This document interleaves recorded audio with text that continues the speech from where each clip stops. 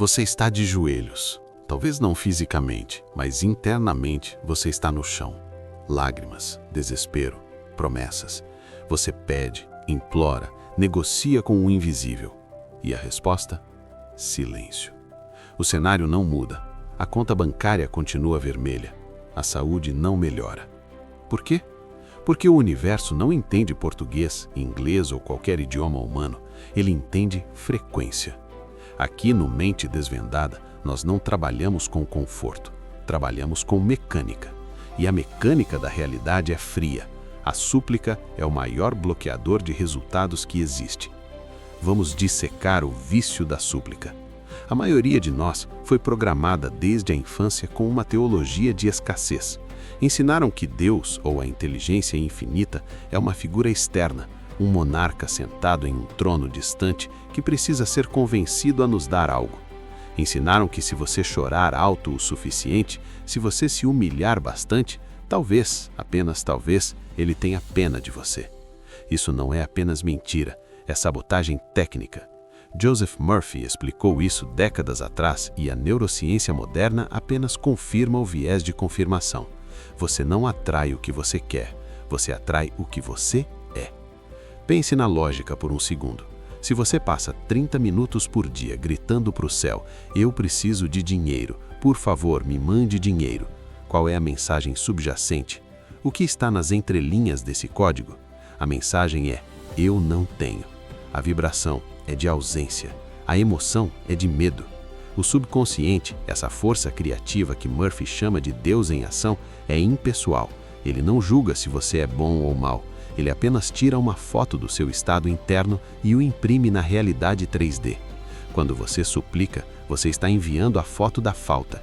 E o subconsciente, obediente como uma impressora 3D de alta fidelidade, diz: entendido, o comando é falta. Vamos imprimir mais situações de escassez para confirmar que ele não tem. É um ciclo vicioso. O vício da súplica te dá a sensação de que você está fazendo algo, que está se esforçando espiritualmente, mas na verdade você está apenas cavando o buraco mais fundo. Vamos ilustrar isso com uma situação real de mercado. Imagine dois homens entrando em uma negociação de alto nível. O primeiro homem está desesperado. As contas dele vencem amanhã. O aluguel está atrasado. Ele precisa fechar aquele contrato para sobreviver. Ele entra na sala suando frio. Ele é excessivamente educado, ele ri de piadas sem graça, ele exala o cheiro metálico do desespero. O cliente sente isso instantaneamente. A vibração dele grita, eu sou um risco. O segundo homem entra. Ele tem reservas. Ele não precisa daquele contrato para jantar hoje. Ele quer o contrato, claro, mas a vida dele não depende disso. Ele entra relaxado, postura aberta. Ele negocia de igual para igual. Ele está disposto a ir embora se o acordo não for bom. A vibração dele grita, eu sou uma oportunidade. Quem fecha o negócio? O segundo homem. Sempre. A Bíblia chama isso de efeito Mateus. A quem tem, mais será dado. A quem não tem, até o que tem lhe será tirado. Parece cruel, mas é lei física. A súplica coloca você na posição de quem não tem, e a lei executa a sentença. Tira mais de você. Para sair desse vício, você precisa entender que a oração eficaz, segundo Murphy e os grandes estoicos, não é um pedido de delivery, é um decreto de posse, é a aceitação de um fato consumado.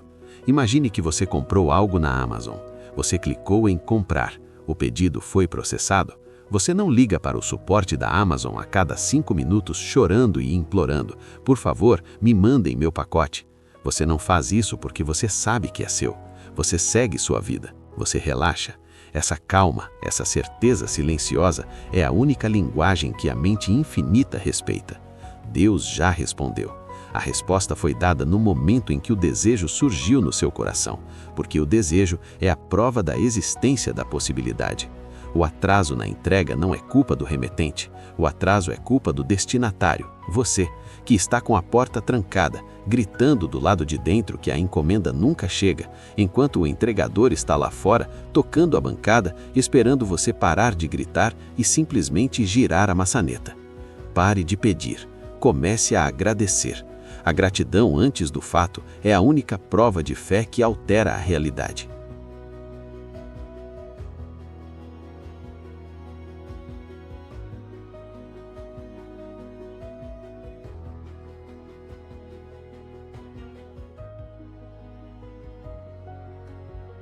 A física da resposta imediata.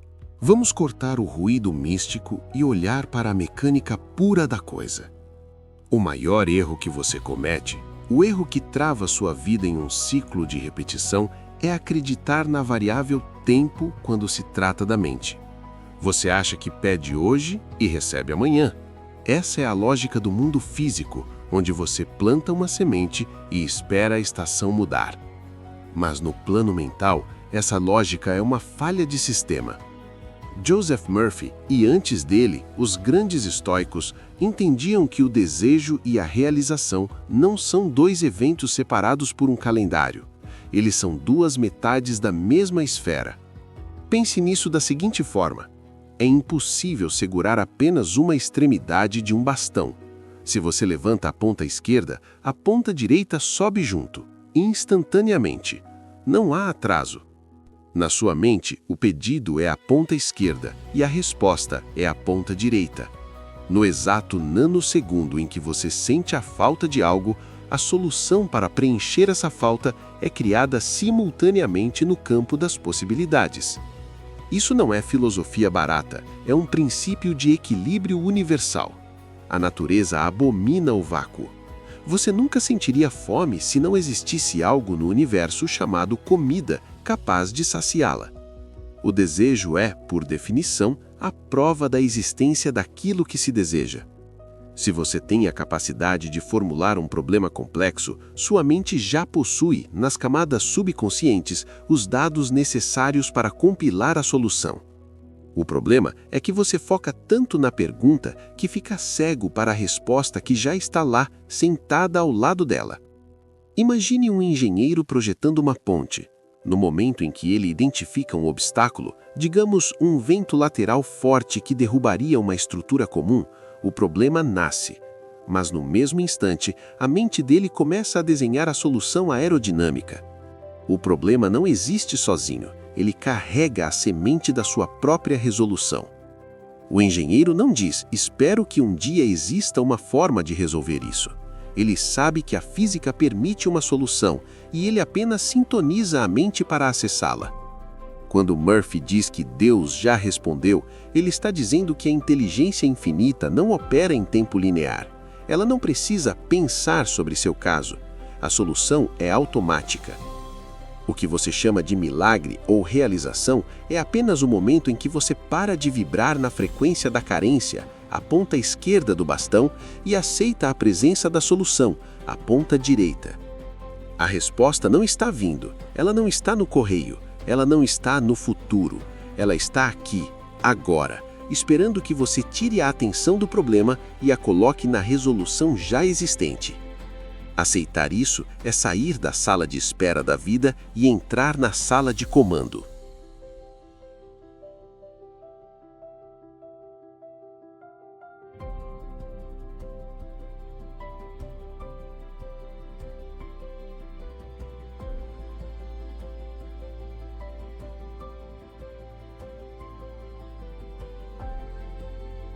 Aqui está o motivo exato pelo qual a maioria das suas tentativas de manifestação falha antes mesmo de começar.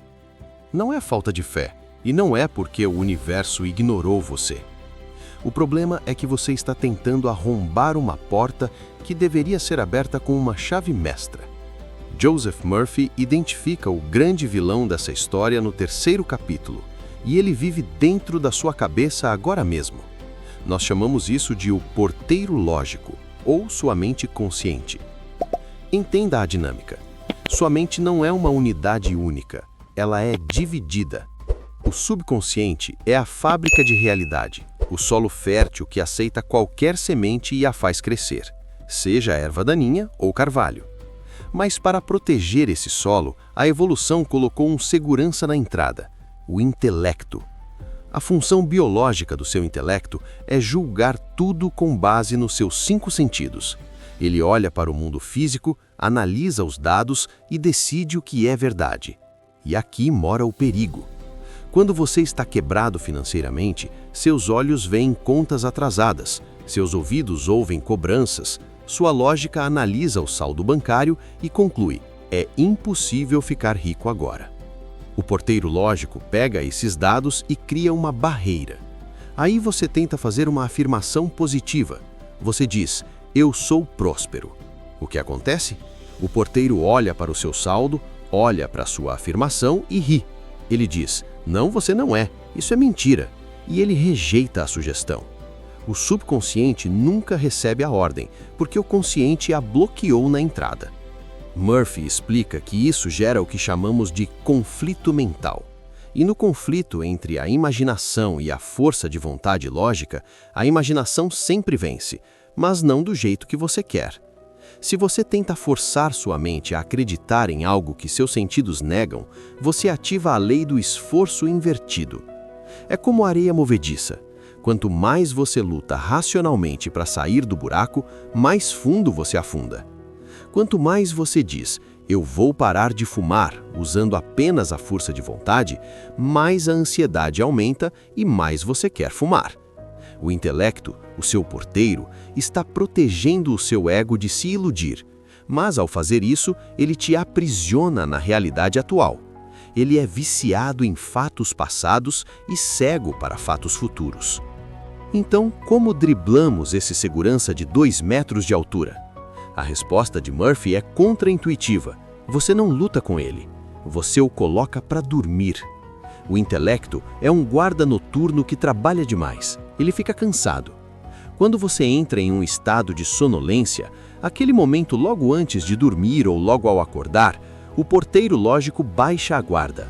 O senso crítico diminui. A barreira entre o consciente e o subconsciente fica fina como papel.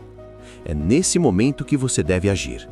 Não tente convencer sua lógica com argumentos. A lógica sempre vai ganhar porque tem as provas físicas do agora. Em vez disso, acesse o subconsciente pelos flancos. Use frases curtas, carregadas de emoção e repita-as suavemente quando seu corpo estiver relaxado. Quando o corpo relaxa, o intelecto perde o interesse em brigar. Se você diz riqueza quando está alerta e estressado, sua mente grita, mentira. Se você sussurra riqueza quando está quase dormindo, o porteiro está cochilando e a palavra passa direto para o sistema operacional. O segredo que os estoicos e os místicos sabiam e que a ciência moderna confirma é que o subconsciente não discute, ele apenas executa. Quem discute é o consciente. Sua tarefa é parar de dar munição para o porteiro. Pare de olhar para os problemas atuais como sentenças finais. Eles são apenas ecos de pensamentos passados. O que você vê hoje é a impressão do que você sentiu ontem. Para mudar o amanhã, você precisa ignorar os sentidos hoje e imprimir uma nova ordem enquanto o porteiro não está olhando. Engane a lógica sentindo a naturalidade do desejo já cumprido. Não é sobre excitação, é sobre alívio. O alívio é o sinal de que o porteiro abriu a porta e a mensagem foi entregue.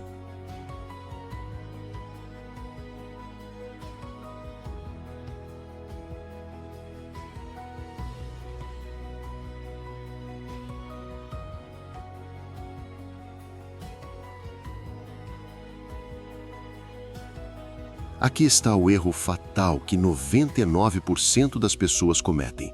Elas usam a força de vontade. Escuta bem, o seu maior inimigo na reprogramação mental é o esforço. Parece loucura, eu sei. O mundo inteiro te ensinou que você precisa lutar, persistir e fazer força para conseguir o que quer. Mas quando falamos da mente subconsciente, o esforço é a prova definitiva de que você não acredita. Pensa comigo, se eu coloco uma tábua de madeira no chão da sua sala e peço para você caminhar sobre ela, você atravessa sem pensar 2 vezes. Agora pega essa mesma tábua e coloca suspensa entre 2 prédios de 50 andares. Você trava, o seu coração dispara, a sua vontade de atravessar é gigante, talvez você queira muito chegar do outro lado, mas a sua imaginação de cair é muito mais forte, e nessa briga entre a vontade e a imaginação sempre vence, sempre. É a lei do esforço reverso. Quanto mais você tenta se forçar a acreditar que é rico, saudável ou amado, mais a sua mente grita que isso é mentira. O esforço gera ansiedade e a ansiedade confirma a falta. Quem tem, não tenta ter. Quem é, não tenta ser. Você apenas é. Então, como a gente burla esse segurança lógico que fica na porta da sua mente, barrando qualquer nova ideia? Como a gente insere o comando sem que o intelecto rejeite? A gente usa a porta dos fundos. Joseph Murphy chamava isso de técnica da aceitação passiva, mas a chave mecânica aqui é o estado semelhante ao sono. É biológico, é aquele momento exato, à noite, quando você está quase apagando, ou de manhã, quando ainda não acordou direito. O corpo está pesado, os sentidos estão desligando, mas a consciência ainda está lá, pendurada por um fio. Nesse estado, as ondas cerebrais mudam. O seu intelecto lógico, aquele crítico chato que duvida de tudo, está paralisado. Ele baixou a guarda. É aqui e só aqui que a reprogramação acontece sem atrito. O método prático é o seguinte: pare de lutar.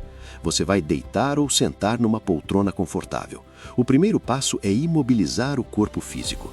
Enquanto você se mexe, a sua mente está ocupada gerenciando músculos e tensão. Relaxe, solte tudo.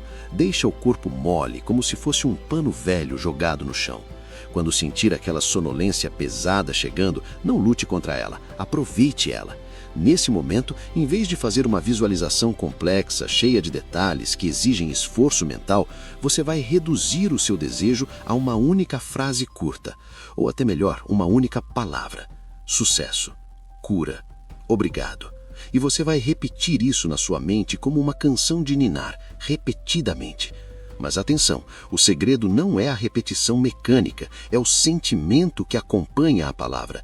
Você não está pedindo para acontecer, você está sentindo o alívio profundo de já ter acontecido. É a diferença entre correr desesperado atrás do ônibus e relaxar no banco de passageiro porque você já está dentro dele. É um relaxamento ativo. Você aceita a verdade daquilo. Quando você consegue adormecer com essa sensação de está feito, o seu subconsciente passa as próximas 8 horas processando isso como um fato absoluto e não como um pedido de socorro. E quando ele aceita como fato, ele move o céu e a terra para materializar, sem esforço, sem briga, apenas aceitação.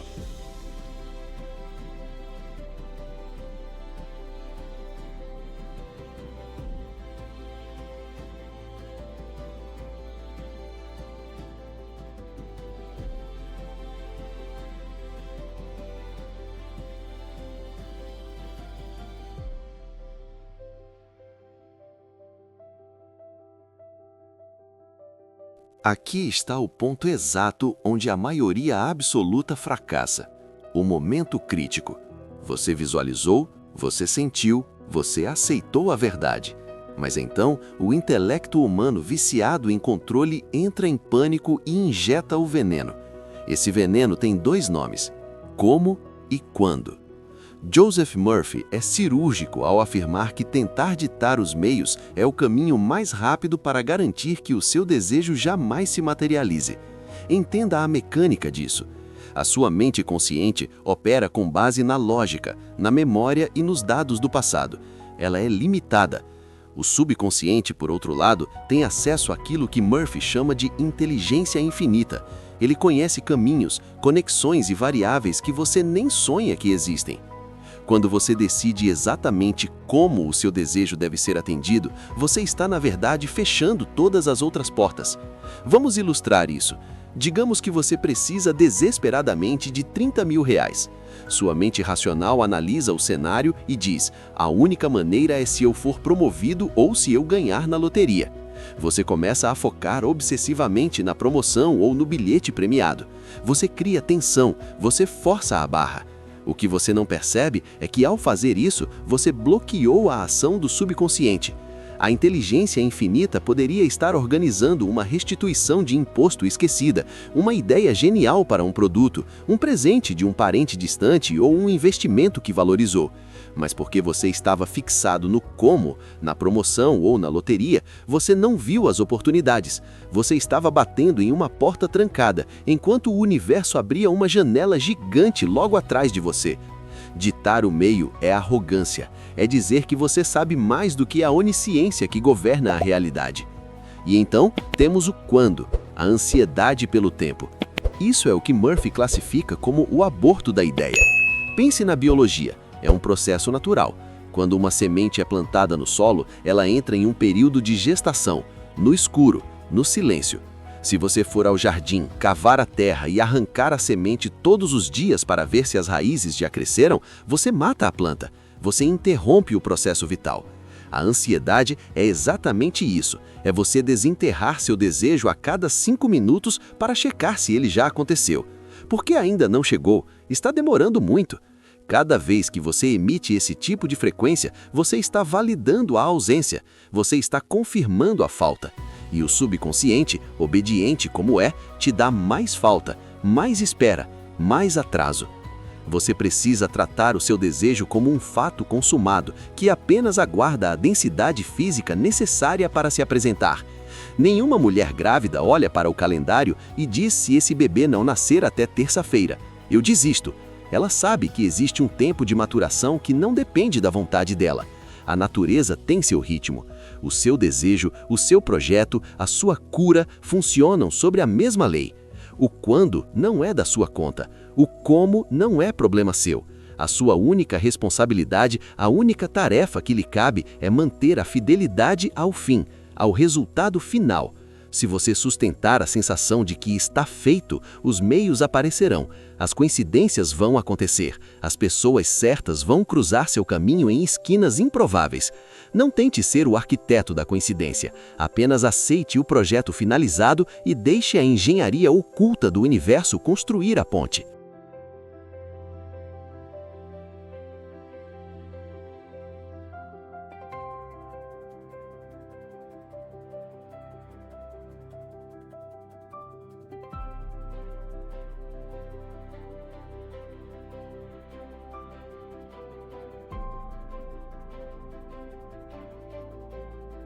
Outro erro brutal que 99% das pessoas cometem ao tentar aplicar qualquer princípio de Joseph Murphy, elas confundem euforia com fé. Elas acham que precisam vibrar alto, gritar no espelho ou sentir uma energia elétrica percorrendo a espinha para que o desejo se materialize. Escuta bem o que eu vou te dizer agora. Isso não é sinal de sucesso. Isso é, quase sempre, um sinal gritante de resistência. A lógica é fria e biológica. O cérebro humano normaliza tudo o que ele possui. Pensa no carro que você dirige hoje, ou na casa onde você mora. Quando você entra na sua sala, você não cai de joelhos chorando de gratidão, nem sai correndo de alegria. Você simplesmente entra. É natural. É seu. Faz parte da sua identidade. Agora, compara isso com a forma como você está tentando manifestar esse novo desejo. Se você precisa criar um estado artificial de alegria histérica para sentir que já aconteceu, você está enviando para o seu subconsciente a mensagem oposta. Você está dizendo: isso é algo extraordinário, algo que está fora da minha realidade normal. E o subconsciente, que opera pela lei da normalidade, rejeita o que é estranho.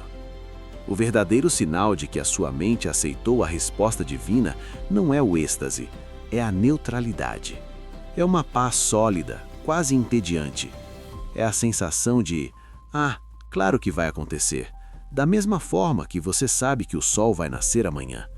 Você não fica ansioso pelo nascer do sol. Você não checa a janela a cada 5 minutos com medo de ficar escuro para sempre. Você apenas sabe. Vamos dissecar a ansiedade disfarçada de expectativa.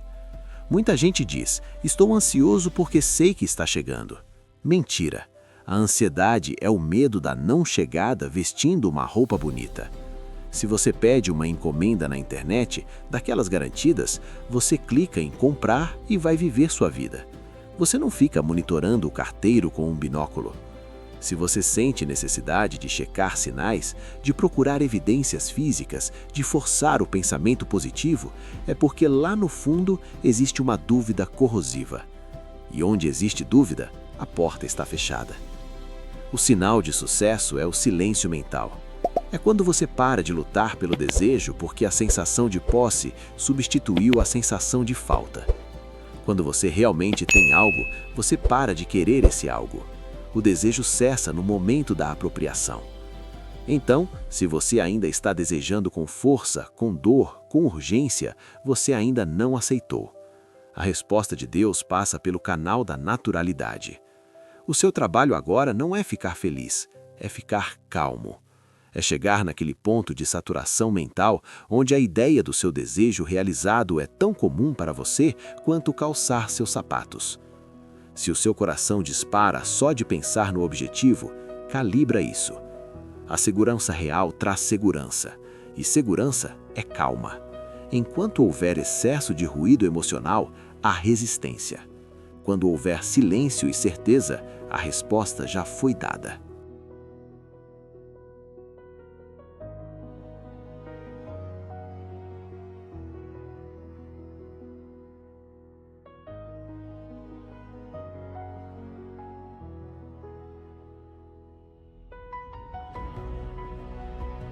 Chegamos na parte prática. Na parte onde 99% das pessoas falham e voltam para a mediocridade. Você já entendeu que a resposta já existe, certo? Mas o seu hábito mental antigo, aquele vício em preocupação, vai tentar retomar o controle nas próximas horas. É aqui que entra o protocolo mais brutal e eficiente ensinado por Emmett Fox e refinado por Joseph Murphy. A dieta mental de 7 dias. Esqueça a comida. O veneno que está te matando não entra pela boca, ele nasce na sua cabeça. O desafio é o seguinte: durante os próximos 7 dias, você não pode se permitir manter um único pensamento negativo, depressivo ou de dúvida por mais de alguns segundos. Note que eu não disse que você não terá esses pensamentos. Eles vão surgir. O seu cérebro reptiliano foi programado para buscar perigo e escassez. O pensamento negativo vai bater na porta. A regra da dieta é: você não convida ele para entrar e sentar no sofá. Funciona assim. No momento em que surgir um pensamento do tipo "e se não der certo?" ou "como vou pagar isso?" ou "estou doente?", você tem uma janela de oportunidade. Se você engajar com esse pensamento, se você começar a argumentar com ele ou sentir pena de si mesmo, você quebrou a dieta. Você falhou. E a regra é rígida. Se falhar no 3º dia, você não continua para o 4º. Você volta para o dia 1. Você zera o cronômetro. É por isso que pouquíssima gente consegue completar uma semana inteira de pureza mental na primeira tentativa. A técnica para conseguir isso se chama substituição imediata. O erro dos amadores é tentar lutar contra o pensamento ruim. Tentar não pensar em algo é a maneira mais rápida de ficar obcecado por aquilo. Se eu te disser, não pense em um elefante rosa, o elefante já está na sua cabeça. A solução não é o combate, é a troca. A física mental não permite que 2 objetos ocupem o mesmo espaço ao mesmo tempo. Vamos ilustrar isso com um caso real, documentado nos arquivos de Murphy. Havia um empresário à beira da falência. Os credores ligavam a cada 10 minutos. O processo lógico dizia que ele estava acabado. Ele decidiu aplicar a dieta mental. O protocolo dele era simples. Toda vez que o telefone tocava e o estômago dele congelava de medo, ele usava a substituição. Ele parava, respirava fundo e afirmava mentalmente: "A solução divina flui através de mim, e as contas já estão pagas." Ele não focava na dívida, ele focava na imagem do recibo de pagamento. Ele fez isso centenas de vezes por dia. Era exaustivo, era uma guerra de atrito, mas ele não permitiu que o medo criasse raízes. No 4º dia, uma antiga patente que ele julgava inútil foi licenciada por uma multinacional, cobrindo as dívidas e deixando o lucro. Sorte? Não. Disciplina. Ele limpou o canal para que a resposta que já existia pudesse chegar. Para os seus próximos 7 dias, o seu trabalho é ser um porteiro implacável da sua própria mente. Quando a dúvida vier, você trata ela como um vírus de computador. Você não analisa o vírus, você o deleta e imediatamente roda o programa da gratidão. Se o pensamento for "eu estou sozinho", a substituição imediata é "eu sou completo e grato pela minha própria companhia e pelas conexões que estão chegando." Não é apenas repetir palavras como um papagaio, é sentir o alívio da verdade nessas palavras. Você precisa cortar o mal pela raiz, antes que ele gere emoção, porque é a emoção negativa que imprime o fracasso no seu subconsciente. Se você conseguir passar 7 dias sem se entregar a um único ciclo de vitimização ou medo, sua realidade física não terá outra opção a não ser se remodelar. É uma lei, não uma aposta, mas exige uma vigilância estoica. Se você cair, levante, zere o contador e comece de novo. O prêmio é a sua própria vida.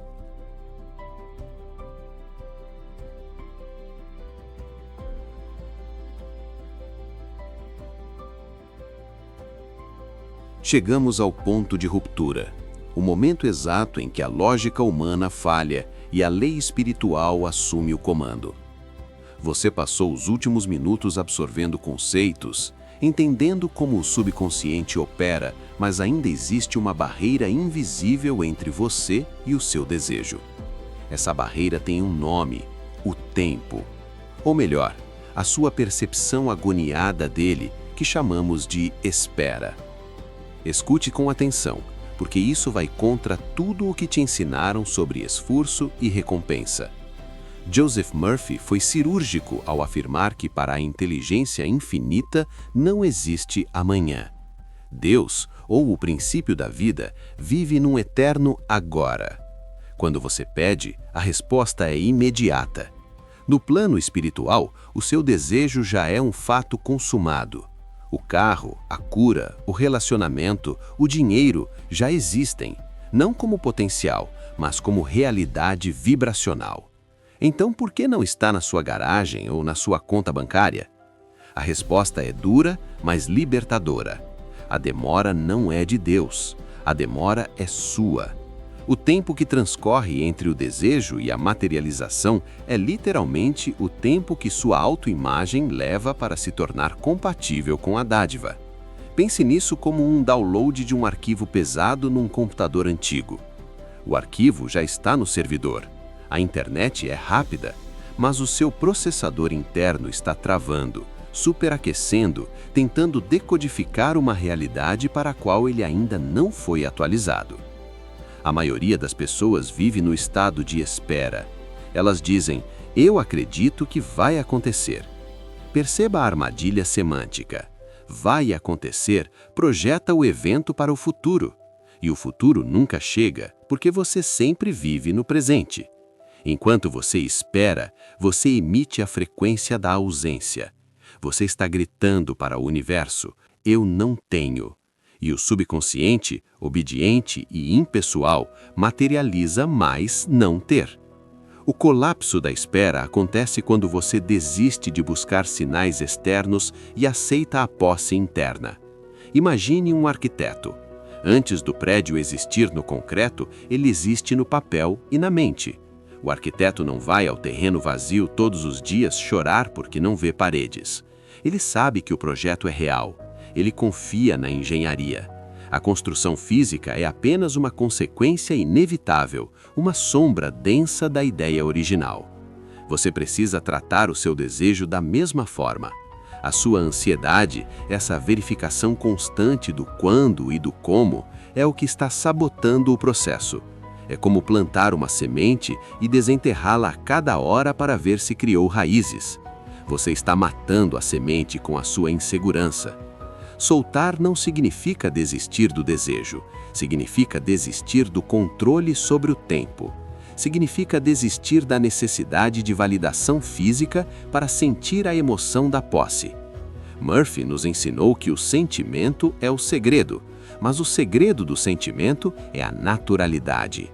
Não é a euforia maníaca de quem ganhou na loteria. É a paz sólida de quem sabe que o dinheiro está no banco. É a diferença entre tentar acreditar e saber. Sua tarefa final é simples e, ao mesmo tempo, a coisa mais difícil que você fará. Aceite que já foi dado. Pare de pedir. Comece a agradecer. Agradeça não como uma técnica manipulativa para ganhar algo, mas como uma reação genuína a um fato que sua mente aceitou como verdade. Quando você atinge esse estado de conclusão interna, a tensão desaparece, a angústia some, você sente um alívio profundo, quase físico. Esse alívio é o sinal espiritual de que a gravidez mental começou. E então, paradoxalmente, quando você para de vigiar a porta, ela se abre. Quando você para de precisar, você recebe. A realidade tridimensional não tem escolha a não ser se reorganizar para espelhar quem você se tornou internamente. O espelho não sorri antes de você. Você sorri primeiro e o reflexo responde. O tempo acabou.